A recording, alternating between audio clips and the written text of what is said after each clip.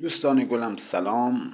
در مورد درختان و نحوه بارگذاریش یک مطلبی رو به شما بگم که شما هر وقت یک درخت رو دیدی باید در اطرافش جستجو کنید، بررسی کنید و دنبال یک سنگ چی باشید؟ تک باشید.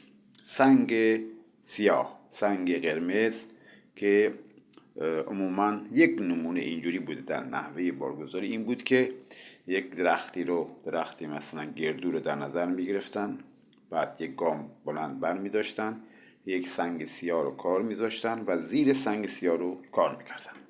یا نمونه دیگه، یک درخت یا یک چشمه، یک امامزاده، یک چشمه مثل آب شور یا آب شیرین یا گوگرددار انتخاب میکردن، چند تا درخت قدیمی و درختی که روبروی چی بود؟ روبروی چشمه بود، در مقابل چشمه قرار داشت رو اونجا یک سنگ قرمز رنگی رو کار میذاشتن و بارگذاری زیرش انجام میگرفت. به همین راحتی. پس چی؟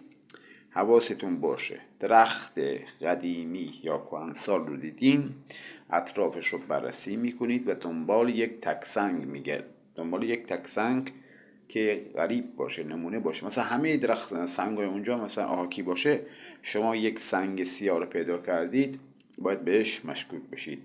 دوستان دوستتون داریم و خدا حافظ.